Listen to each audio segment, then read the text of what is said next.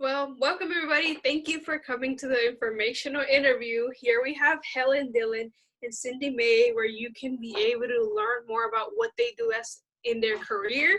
And I am Danya. I'm Kayla. And I'm Stefan. Oh, my bad. This is the thing I always forget to do. So yeah, I'm just gonna go over the overview of the whole interview itself. So we're gonna start with group introductions, and then at 4:15 we're gonna have the interview with the professionals, and the students. You guys can ask questions alongside. So make sure to ask questions. And at 4:55 we'll be wrapping up and having a mini reflection.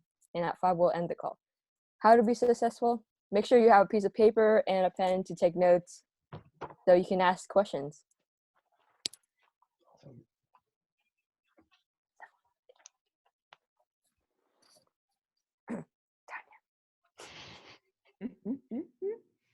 Oh, she's muted. You're muted, Danya. Yeah. That was awkward. Oh my God. Oh, my bad. It's well, as you can see, here are some of the businesses that we have previously supported from Passion Impact, and we really encourage you to support them when you can. And you can shout out some of your favorite ones if you see them. Red Meyer. Period time. Echoes. Heck yeah.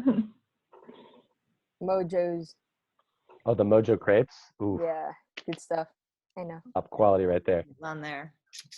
All right. So meeting expectations real quick. We got Rue up in the right corner. He's going to be watching us. We do show gratitude and respect for all those in the video chat, no matter where you're coming from, quite literally from all over the world, right? So we really want to make sure that everybody here feels welcome and safe. You are muted and we can unmute you, but also if you have a question, we're gonna practice raising our hands, not like this, but like in there. So the way to do that is you go click participants and you click raise hand. So I want to make sure that everybody knows how to do that so that when you do have a question, you can raise it. So let's practice that. All right, we got Cindy, we got Truthy, we got Helen, Lillian, Natalia. Natalia, you got it. Nice. Lillian, you know how to do it? We believe in you. We believe in you. Oh, Awesome. Yeah. Nice, Lillian. Great job. All right, so you can put your hands down. No nudity, vulgar or demeaning language, inappropriate sharing your screen, or inappropriate background images.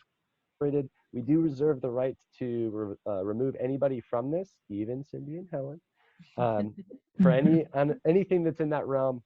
Again, I want to make this a safe place. So if you have a completely severe offense, you may never be invited back. So just keep that in mind. But the real bread and butter of this is to have fun and stay engaged, okay? So with that, I'm going to pass it back to Kayla, right? Danya. Danya, dang it. I always do that. So here is a small little description. We're not small because the talk is huge, but here is Helen Dillon. She's a board member of Passion Impact. She studied human resource management, works in nursing administration at Tuality Community Hospital, leader and queen of the PanCan, Pancreatic Cancer Action Network at Portland affiliates. She has passion for working with nonprofits and supporting the community. She's also passionate about giving back to the community and making a positive impact. Ooh, nice one, Danya. All right. Here we have Cindy Mai.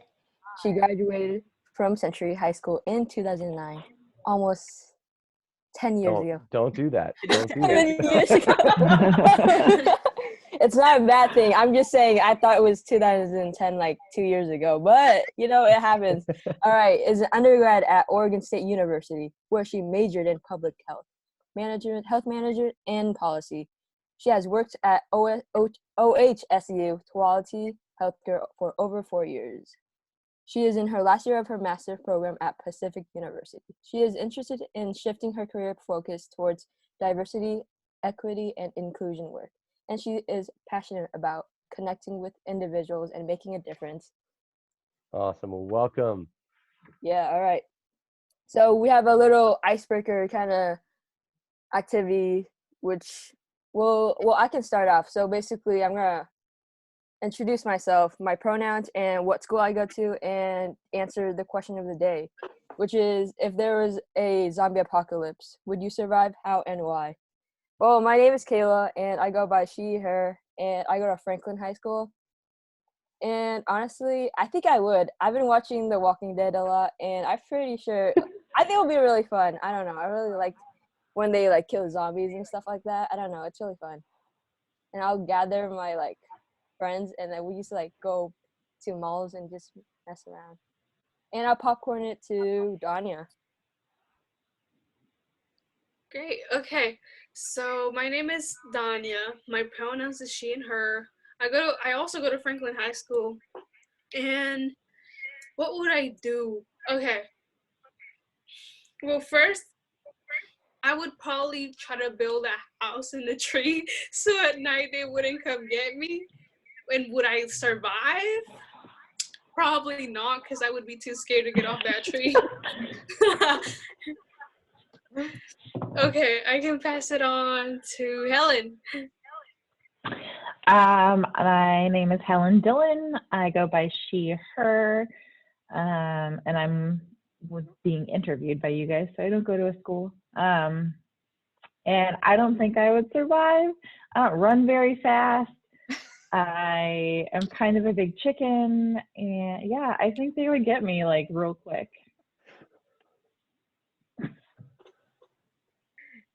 Oh, popcorn, Stefan. Hi, my name's Stefan. I go by he, him, and I'm a graduate of James Madison University. Gotta plug that.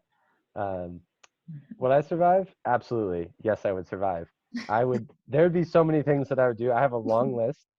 First is call my ex-girlfriend because she was like super about this, and I'd be like, what do I need to do? She would tell me everything I needed to do. So that's kind of what I'm banking on at this point. Natalia, do you feel comfortable going? Oh, yes. Sure. All right, popcorn to Natalia.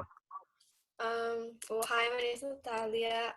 She, her, hers. I go to North Salem High School. And then, I actually don't think I would survive. I'm not.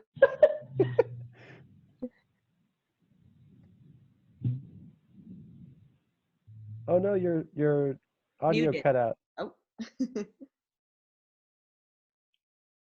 What was the last part, Natalia?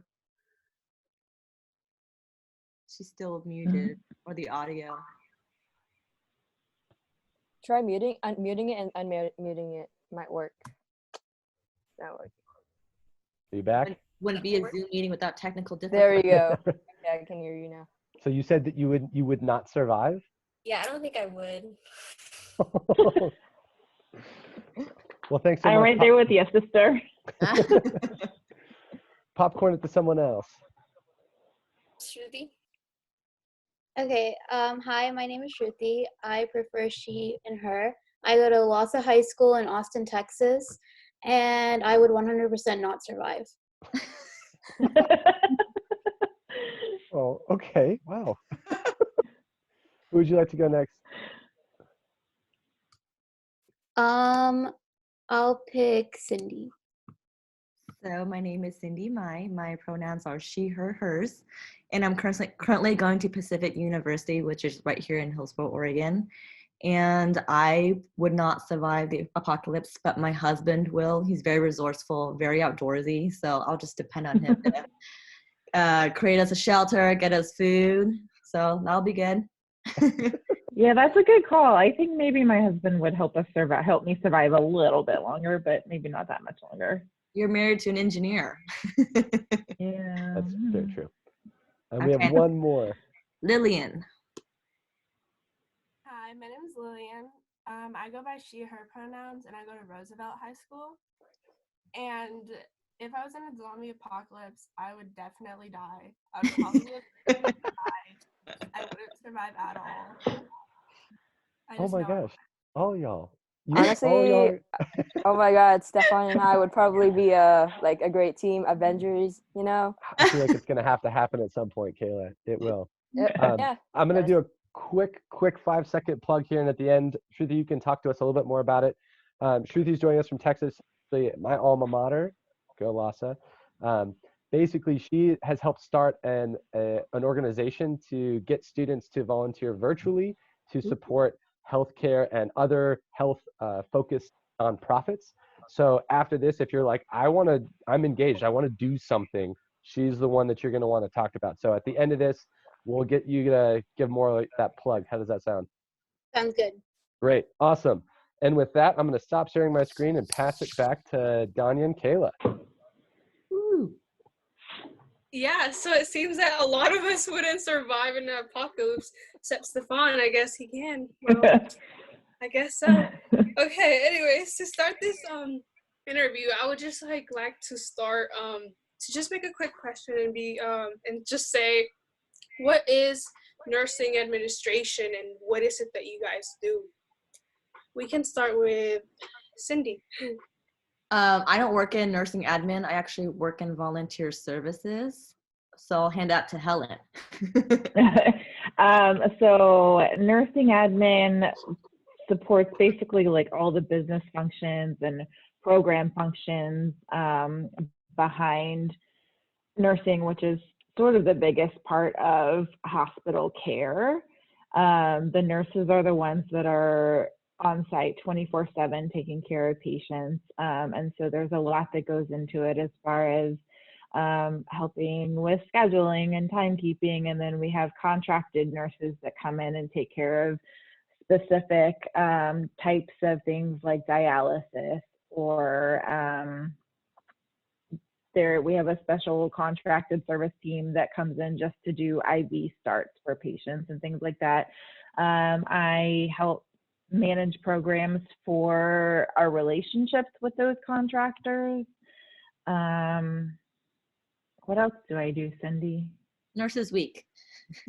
Oh, yeah, I help coordinate events that celebrate our nurses and support our nurses. And yeah, it's a lot of program management. Do you partake in the O&A negotiations? No. I support the regulatory aspects of nursing, and what regulatory means is healthcare is governed by the Centers for Medicare and Medicaid, and also by the Oregon Health Authority. And so there are certain laws and different standards that healthcare is expected to maintain, or hospitals and nursing staff, clinical staff are expected to maintain. And so I also help manage tracking what those standards are and how we are maintaining them at our hospital. And every few years, we have visitors from each of these authorities come in and basically audit our practices and how we're functioning and how we're operating, and what our policies look like. And so there's a lot of fun work that goes into making sure that we're working to those standards or higher. So volunteer services does work collaboratively with nursing admin. We have volunteers all throughout the hospital, and they help out the different units. And we also have volunteers assisting during Joint Commission. So if you guys don't know what Joint Commission is, it's an agency that accreditates the hospital. And so they'll come every 3 years and make sure we're following our protocols that we've created for ourselves. And yeah, that's with volunteers. Yeah, you do more than that though, Cindy. Cindy coordinates like volunteers across the organization, not just on the nursing units. Yes, yeah, we have volunteers all throughout the hospital. They work in different departments, from our foundation, where they raise money for the hospital, to our offsite clinics as well in like Forest Grove. And we also have internship opportunities. So we do work with like neighboring high schools, and we figure out like what type of like job shadowing they need, and then we'll connect them to different units, just because you never know what career route you want to go in. And so that we're kind of like that liaison between the schools and then the clinics, just to provide students with more experience to figure out, do they want to go into nursing? Do they want to be a doctor? So yeah, we do work a lot with nursing and all that too. Yeah, so basically your job is basically the behind the scene kind of thing for like nurses who like actually go in and like test or like work on patients and stuff.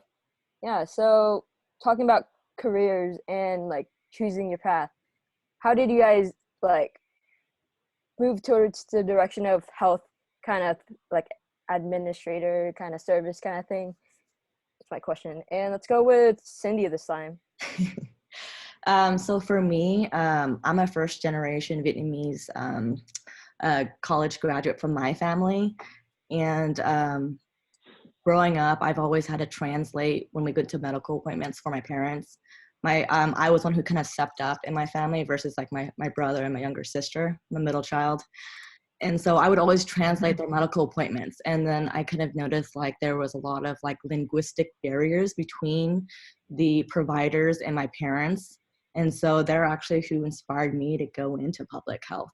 And I've actually stayed in public health from since high school. And I truly love the profession just because a lot of the work that we do, we're helping out individuals.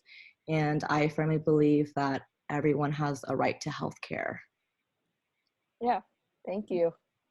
Also Vit, and kind of be first generation too, so that's pretty cool. And yeah, that's parents really make a big role in like for why like current like decision in like picking colleges and stuff. I think that's a big role, and yeah, I really agree with that. What about you, Helen? I have been interested in healthcare since I was a kid. My first real volunteer outing or job was volunteering at the hospital that I was born at in Fort Worth, Texas.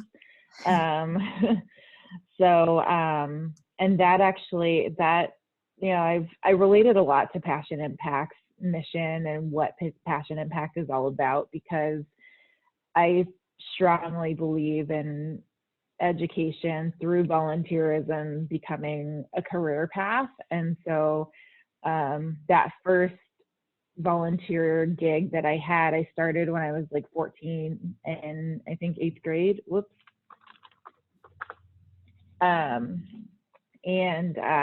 Sorry, my screen froze. But that actually, I volunteered there from when I was 14 all the way into my early 20s, and that turned into a potential job opportunity, which ultimately I didn't take, but I was offered a job just from that first experience and the people that I had been working with for a really long time. So, things like that, I feel like were a big influence on, like working hard and showing people what you can do can turn into a job opportunity. And so actually I met Cindy when I first moved to Hillsborough about 4 years ago. My husband and I moved up here because he got a job at Intel. I was taking a little time to figure out what direction I wanted to take my career in next. And so in my soul searching, I guess, for figuring out where I wanted to go next, I got bored. So I started volunteering at Tuality. And that ultimately turned into this job. So that's cool how that volunteering could lead to a job, especially if you've been doing that for a long time. This comes up in a lot of our conversations with professionals, and I think that at this time when we look at the stats to see over 30 million people unemployed, this is a pretty big reflection point for a lot of people in terms of what they want to do next. But when you have a passion and a drive for something and there's a roadblock, you either look at yourself and say, is this the right way to go? Or you get over that roadblock. I'm curious for both of you, have you ever had a roadblock in your way to like really make you question if this is that right direction for you, and how did you get over it? And let's start with Helen this time.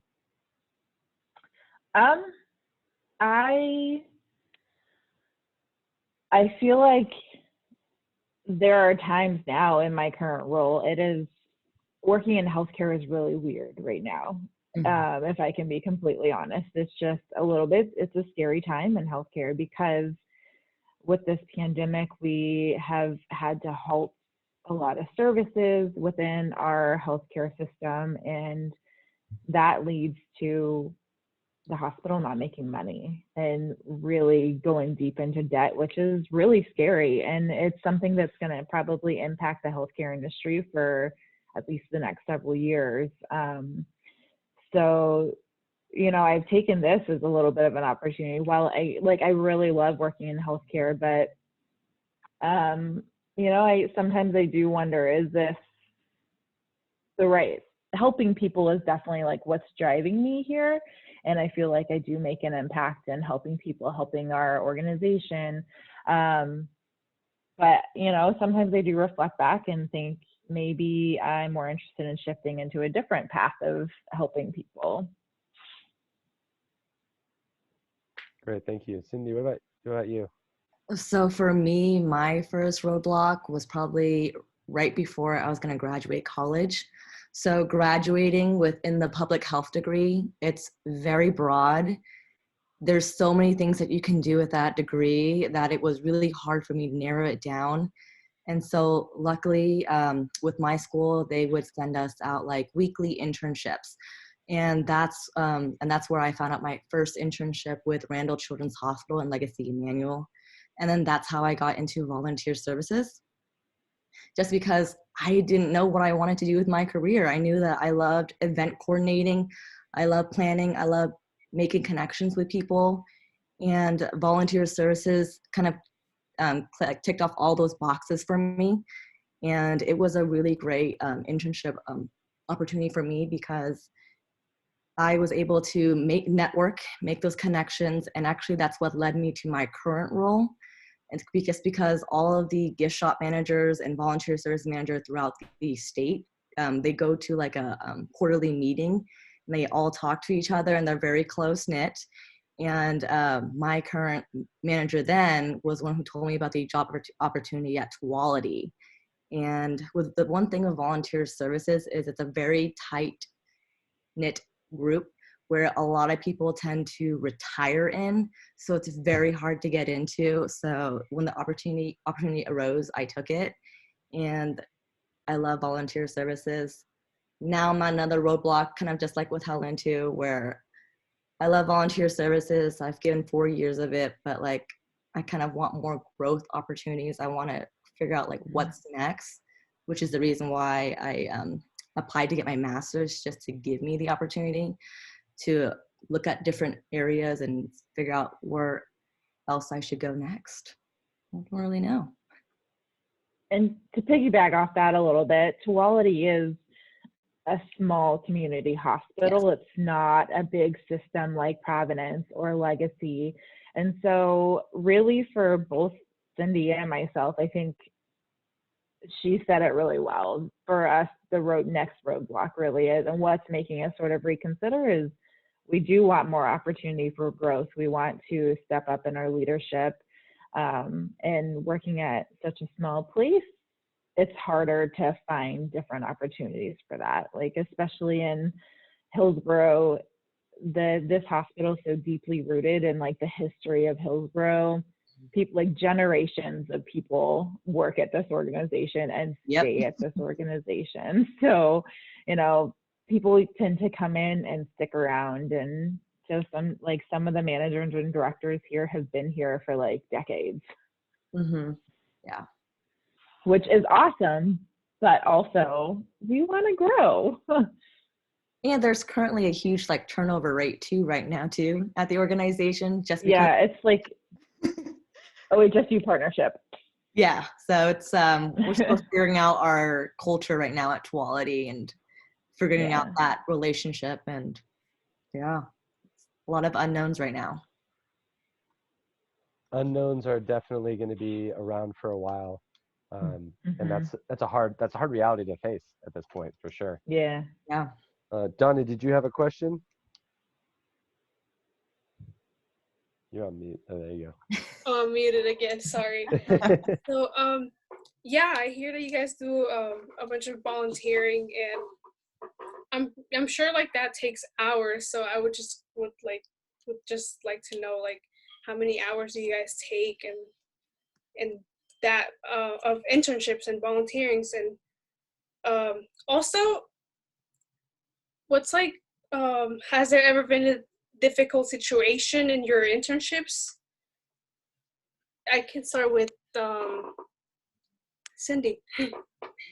I believe OSU, the requirement was 360 hours of internship time. So it's kind of basically a full-time job for like 3 months. So it was an unpaid internship. So I was taking a gamble after college, like me being nervous about my student loans and like going into repayment. But at the same time, I was dating my husband back then, and he had already had a job. So he was saying he would support us while I go and complete this internship because it seemed like it was the appropriate route. And that was a hard decision itself, just to like take an internship, not paid, but it paid off just because of the experience that I gained and all the network I gained as well with that. Is that the question? Yeah. Yeah. Okay. That's, yeah, well, that's a lot of hours. 360 hours. That is a lot. Mm-hmm.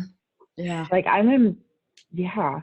So as far as before, oh, that's good. Mm-hmm. I didn't realize that. Well, like I said, I was volunteering because I was bored. But Cindy and her manager did have a 100-hour requirement in order to step in to be a volunteer at Tuality. And I think I like just barely hit that before I was offered a job. Like I volunteered from like May until August, and then I was offered a job in August. You volunteered every day. So, but I did it. I did like 3 days. I was bored. Yeah. I like doing things. So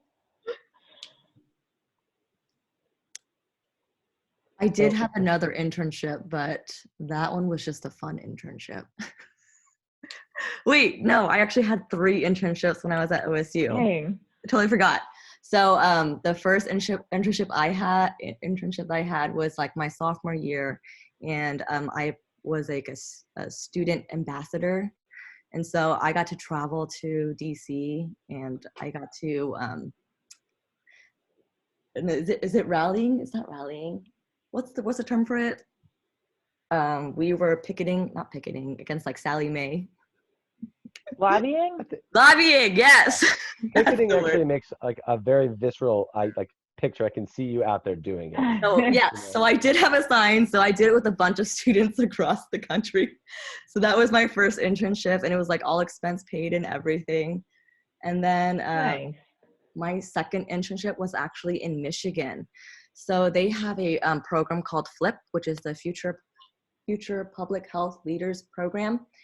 And they give you 3 months, all expense paid for your flight, for food, and for housing. And they place you in different parts of Ann Arbor and different departments to figure out if you want to be in the public health field. And that was an amazing experience in itself. That's where I realized that I didn't like policy, because I actually worked at the EPA, which is the Environmental Protection Agency, and just the environment there and all, like, I just didn't like that type of field. So that was a one hard no for me. But yeah, so I had 3 internships to figure out what I wanted to do. Nice. Go get her. So I'm a little curious about the times when you were in high school. I think everybody here besides us 3 are still in high school, and the world could look a little bit daunting out there, especially with the future that we're about to see. But how did you know that you were even going in the right direction coming up to senior year and even like walking across the stage? Like, how did you like know that that was the direction that you should go? Or did you? I didn't. I can go first. I definitely didn't. Whenever I graduated from high school, I had full plans on being pre-med and, you know, becoming an orthopedic surgeon. Like, that's where I thought I was going. And ultimately, like, I got through the first semester of freshman year, and I took, all I had taken so far was like biology and psychology and maybe sociology. And I was like, ugh, I don't want to do all this science. And so I figured out pretty quickly that I wanted to go more in the business route and business school route. So that's where I ultimately ended up and have kind of stayed. There was still obviously this tie to healthcare, but yeah, I didn't know. Sorry to assume that you knew. Yeah, that's a hard, definite assumption there. Sorry about that, but yeah, that totally makes sense. Cindy, what about you? So for me, I always knew public health. I just didn't know what aspect. Did I want to go the clinical route, or did I want to stay in the admin route? I actually didn't even know that I was going to go to college my senior year. I had plans to maybe go to a community college my senior year, and then I had an internship in January, and that's when the preceptor was telling me, like, you need to go to college. Like, it's a once in a lifetime experience. And so she motivated me to actually apply, and I got into college 2 months later. And then I got accepted to OHSU. So I applied really last minute. I applied past the deadline, did my ACTs, didn't have, because I was past the SAT deadline, and I got accepted. So that was a crazy crazy senior year to think that I just basically flipped my life around. Well, Yeah, Yeah. So. Well, Stefan, you wanted to say something? All right. Yeah. So I don't know. Like, I can't really talk about choosing direction since I'm kind of still in high school. But from freshman year, I've taken like so many electives, going from robotics to like photography, deciding what I wanted to do. But I'm still not really sure. But just moving past from that, yeah, totally understand. Yeah. What I'm feeling like they're going through it. But yeah, though this is more of a question like towards what you guys are doing right now. So yeah, just moving past high school, what kind of mindset or skill set do you think a person in the healthcare industry would need to be successful? Even though it doesn't have to be like right on this, but what do you guys think? And let's start with Helen. Flexibility. That's like been our buzzword since this whole COVID mess. And sort of an example or like direct correlation to our jobs is, a lot of things got put on hold at the hospital when the stay-at-home orders were issued, and Governor Brown decided to restrict all elective procedures for hospitals and any non-emergent clinic visits and things like that. Our hospital, like, things really had to change. And so I feel like being adaptable and flexible in what you expect to be taking on is really important. Like, Cindy and I actually both had to shift our focus from our regular work to organizing and standing up what we're calling a labor pool. And that was helping. This whole labor pool is to create different ways for staff who have been displaced from either their clinics because their clinic hours are shortened, or any surgical staff because we're not doing any procedures. They still need to get paid. So we have found different ways for them to pick up work elsewhere in the hospital with needs that are directly related to how we're managing our COVID response. And so that has been very interesting. So I feel like my biggest thing is like flexibility, and also know your worth. That's so important. Yes, that's something we're figuring out right now. Yeah. Thank you. So wait, you said know your worth, like what can you bring to the table? Yeah, what you bring to the table. Like I like with Cindy, she and I are obviously friends as coworkers, but we haven't actually like worked together until this COVID crisis. And I'm so impressed by what I've learned from Cindy's strengths, where she picks things up that I don't necessarily have the strength for. Like, we're all figuring out what areas we're good at, what areas we know we can manage, and then also figuring out like where we might need a little extra help, when to ask for help. And I feel like that helps us identify our worth in this organization, and our worth for searching for future opportunities. Yeah, so just flexibility because of the COVID, just working around the problem, you know, trying to make everything as normal as it is as you can. I understand that with school too, so yeah. Yeah. Kind of weird. What about you, Cindy? Mine's kind of similar to Helen. It's what I've been kind of experiencing kind of throughout my whole career. It's just being open to change, because one thing that I know is that change is always constant. So the more that you resist it, the harder that it's going to be. So just having more of an open mindset and being flexible and adaptable will really help you with a lot of things that you're kind of going through, whether it be your personal life, your professional life. I mean, I've been through a lot of organizations where they've had a lot of like management change.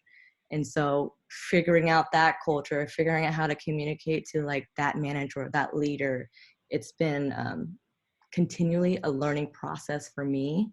And I'm sure for like Helen too. I mean, it's been a huge learning process with our partnership with OHSU in figuring out our roles and like what we bring to the table, you know? And also being in public health too, I feel like a key trait to be successful would be being selfless, just because we are in like the career path where we are serving other people. And so just being mindful of that too when you're providing care to patients, talking to talking to their families, that type of thing. So just being more cognizant of that. Yeah, so just basically knowing how to act around patients and customers and all that, like basically like every other job, but you know, more of a healthcare kind of stuff. Yeah. So we were just talking about like Helen was just going on about like COVID-19 and how it's like affecting work itself. So what would be the, like, since you guys are at home right now, quarantined, I'm guessing, what's been different? Like, what have you been doing differently? What's your day-to-day kind of situation kind of thing, the differences kind of thing? And yeah, we start with Helen again. Yeah, every day that I feel like there's something different. Like there's a new, how did somebody put it before? They're not change, but who was that? Oh, Jamie Siebert, right? Cindy, I think you were in there with me, but she was referring to all of the COVID changes as updates, as a more positive way of saying it. And Yes. I feel like that's so true. Like there's something new every day. So, you know, like what we were operating, like the policies we were operating under yesterday might not be true tomorrow. And so that has been something to adapt to, just knowing that things have to be so fluid for me. And then, you know, and that even goes to, so like for the first week, we all worked from home. And then about a week and a half later, we were all rotating, going back into the hospital to manage our labor pool office. And then we did that for a month, and now we're managing it virtually. So we're back to working from home. So like just even our physical location has evolved quite a bit over the last 2 months. Now we've really scaled back. We've gotten our procedures and how we're managing the labor pool in place.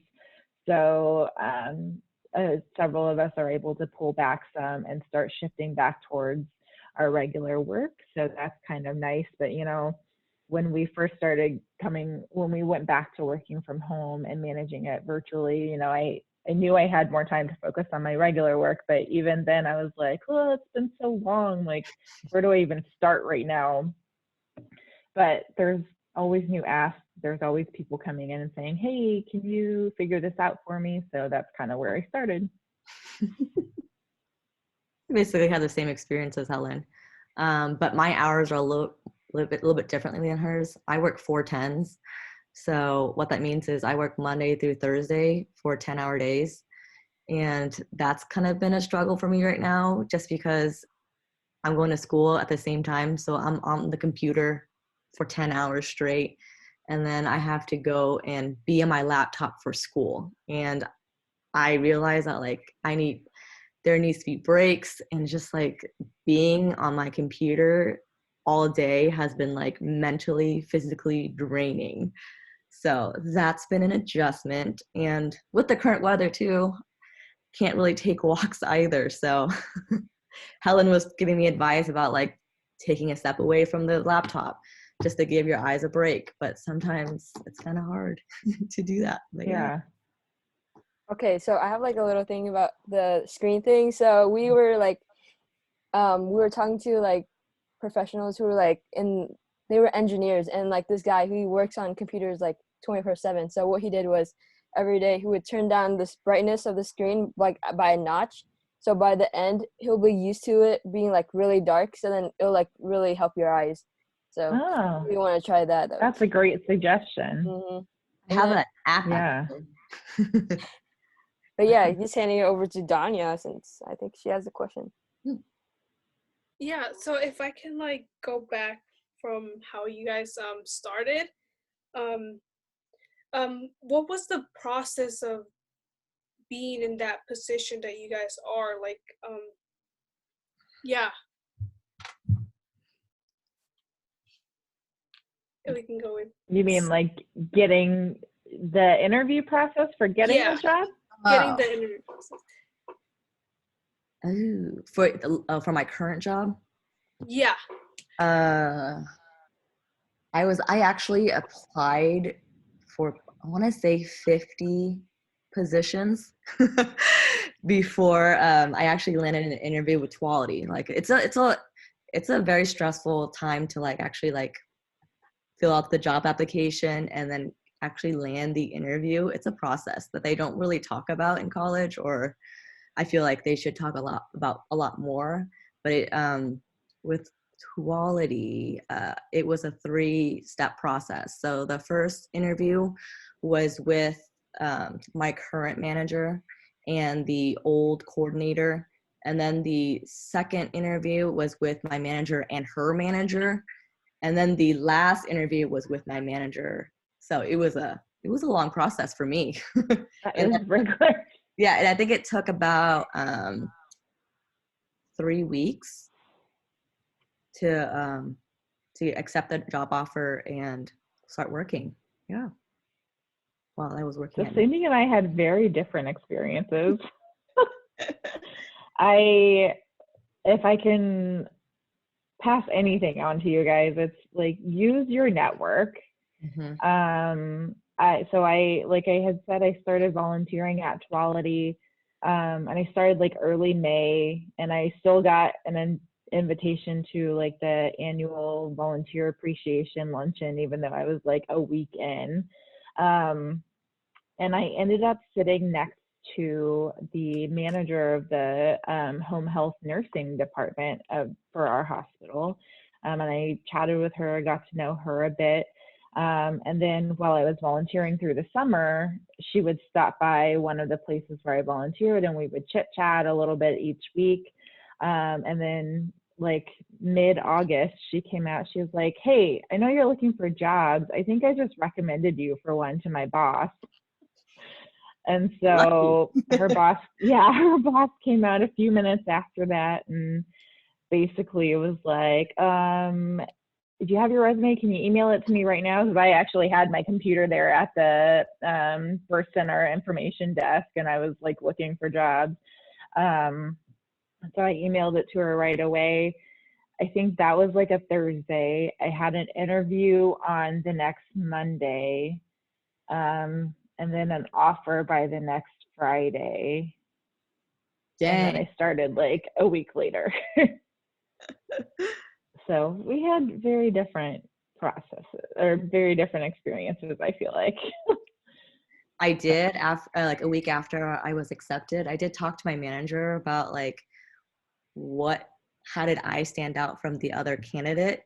And she said that she'll let me know in a few months after everything has settled. And she actually told me maybe like 6 months later that I actually did beat out a candidate with a lot more experience.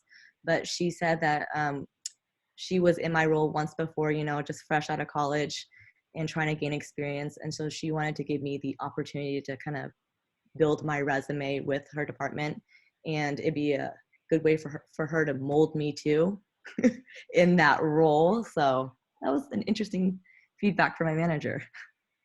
Oh, that's such a good takeaway. Like, Mm-hmm. experience doesn't always mean everything. Yeah, because the person before me had over 10 years of experience versus me. Oh, wow. I had an internship in volunteer services that I had, but that was the most of my professional experience besides working at Macy's and Nordstrom Rack. So I did all that while I was doing my internship too.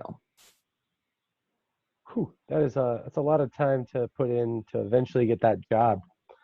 I've got a couple questions, so I'll try and keep them short. I guess the first one is, Cindy, I know that you talked about wanting to move more into DEI work. I'm curious what kind of environment there is for DEI work within healthcare admin and volunteer admin that can help really bridge that gap, specifically when so many students who may not think that they can get there, who might not have those opportunities. Where are those bridges being built? What opportunities can DEI lend to healthcare industry? I feel like with DEI, it can be expanded all throughout the organization, honestly.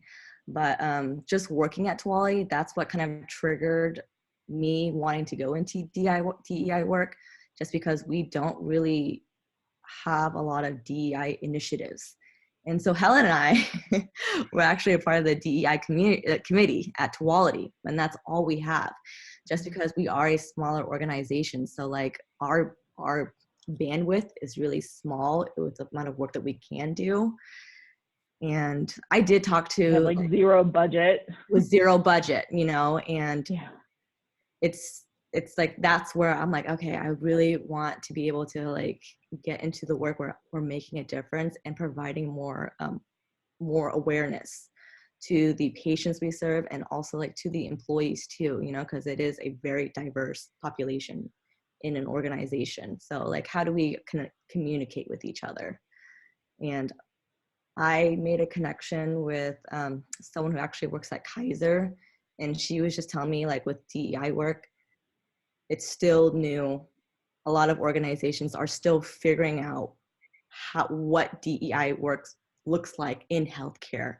And so we're all doing different things, but we're not sure what's working and what's not. And so I kind of want to be in there and trying to figure out what is working and what can we implement into organizations. But yeah, a lot of work to be done. Yeah, thank you. And Helen, do you have any other thoughts being on that DEI committee? It's since in the last year, I would say we had a little bit of turnover with the committee chair.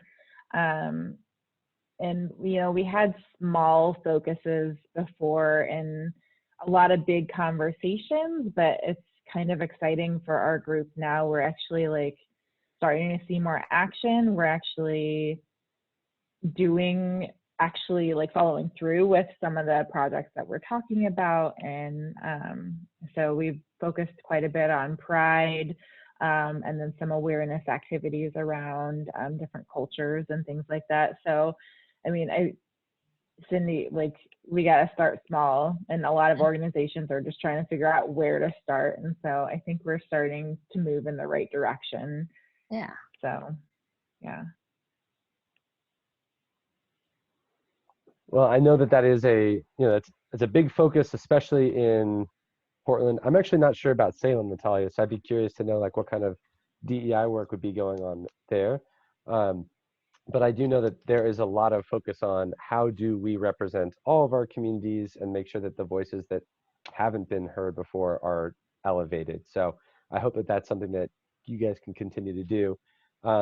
So we're rounding it off to the final. One more thing. Yeah, go for it. Did he freeze? Oh. Go for it.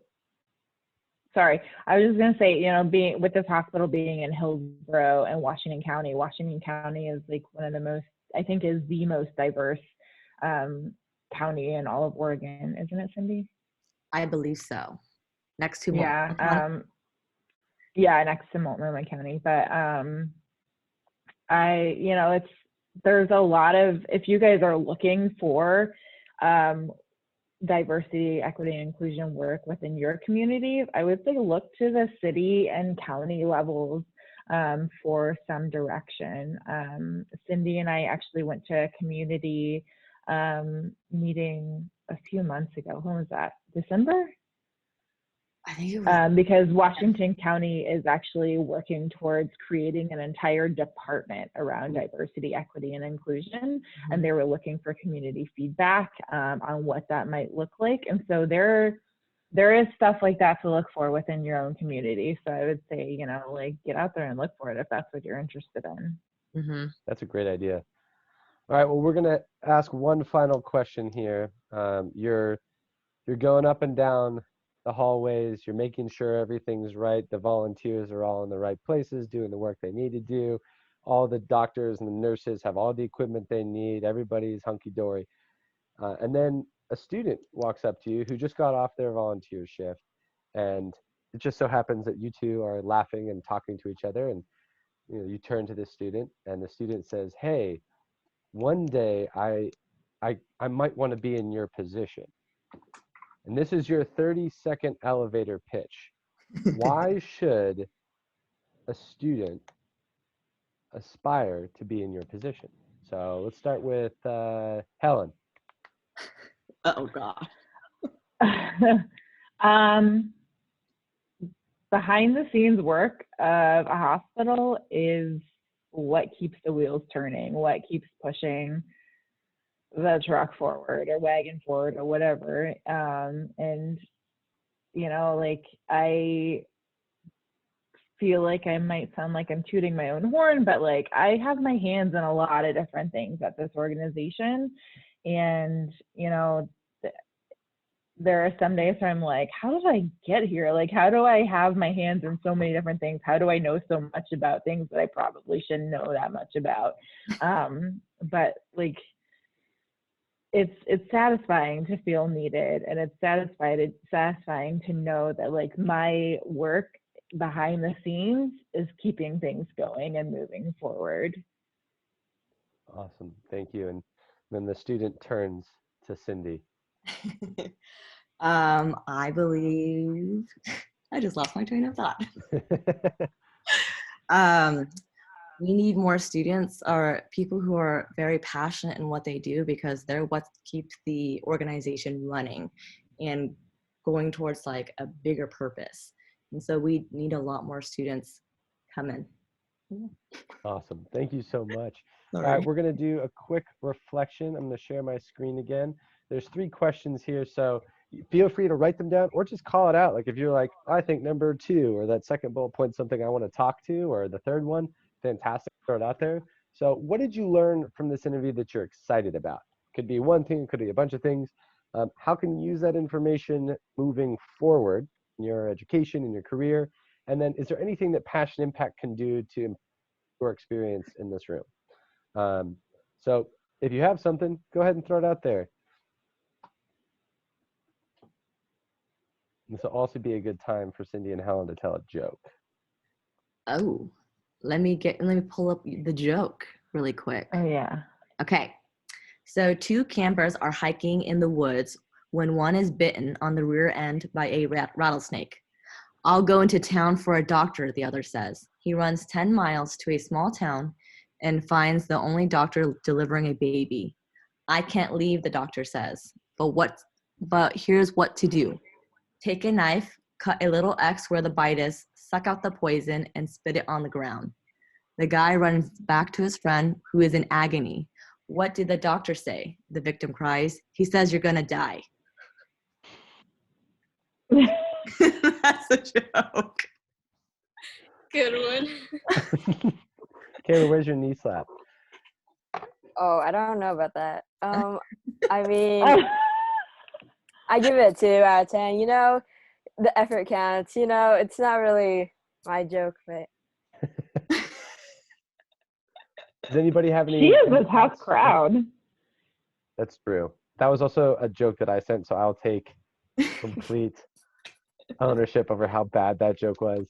That's probably why. Yeah. If anybody wants to type something, and you could type something in there too, definitely would be love to hear some stuff from you. While that's happening, Shruti, would you like to talk about Vitality Volunteers? Yeah, I'd love to. So, my name is Shruti, and I am the founder of Vitality Volunteers, which is an organization I started to help connect volunteers to health and wellness oriented organizations in the community. So one of the main reasons I started was because ever since I was old enough, I've been volunteering in the community, and I realized there are so many causes and so many organizations that need help, and they all need similar kinds of help, but they don't all have the volunteer pools they need to achieve the goals they want. And also, in my high school, there's a huge drive towards volunteerism, and a lot of people want to get involved and they don't really know how. So I think combining both of those aspects together, and people would always ask me like where to volunteer, what they can do outside school. So combining both of those, I created Vitality Volunteers to connect teens to health and wellness organizations in the community. And right now, all our opportunities are virtual. So we have organizations that we generally partner with, and we have organizations that are targeted directly towards helping COVID. And the ones that aren't targeted towards COVID, right now all our efforts are going into providing resources, help, helping people find donors, and like getting signed on to bone marrow registries, and everything's online. So we're still trying to make an impact during COVID, and which is why everything's virtual now, even though our initial plan was to do physical in-person events such as run walks. And we have been pretty successful in doing our opportunities virtual because we've been able to connect to people in other states. We have a few international volunteers. So this is definitely, Wow. thank you.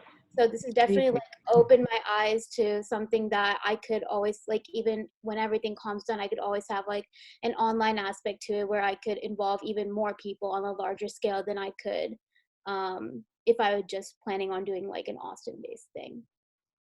Awesome. Well, what I can do is also send out that information so that everybody after this room can click on that. And also, Cindy, this might be a good time to chat with her, or at least some teacher, to see if there's a way that y'all can work together. I'm going to just read a couple of the thoughts here. Shruti, you said, I'm interested in public health, so listening to Cindy's story was helpful. Natalia, also carroted / like echoed by Kayla, I could relate to Cindy's story in a way which was nice. I have had to translate for my parents since they only speak Spanish. I would like to help reduce the linguistic barrier. That's huge, Natalia. Thank you for that. That's awesome. And I know that that's just super common. So if there's other ways that we can figure that out, maybe there's other volunteer opportunities out there that can help out with that too. And Helen has experience too with the interpreter services at Tuality. She actually leads that. Oh yeah. Yes. Yep. Another Awesome. Program. Quick little plug. Yeah, there's like a whole industry of healthcare interpreter services. And there's a couple of businesses here locally that focus solely on providing interpreter services, either via video interpreting in person or over the phone here in Portland. So if that's something that you're interested in helping breaking barriers for, there's definitely a career path as well. Mm-hmm. Awesome. Lillian, you said, I really want to work in the health field, so I like knowing the different routes I could take and different careers to go into. And I'm going to echo what everybody else has been saying. Like, there are so many different routes that you could. I mean, just these two women alone, like they're working together, but they're like on different sides almost sometimes. So very, very cool. And I'm sure that rabbit hole goes way deeper. So keep exploring those. We're entangled. Yeah, exactly, right? It's getting time, so I just want to plug the rest of our week. I'll be emailing out stuff about Vitality Volunteers. Also, on Mondays, Danya has been helping a lot with this, but calling students, translating documentation for parents, making sure parents know what's happening so that if they want to help encourage their students, that's a great avenue to get into helping out with that. Article discussions are on Tuesdays. This week, I think we talked about incarceration rates. And Kayla, did you join that one? I did. What can you give us a little snapshot of what that was like? So it was kind of early, and I kind of fell asleep halfway. Oh, but from what I heard, it was really interesting. It's like how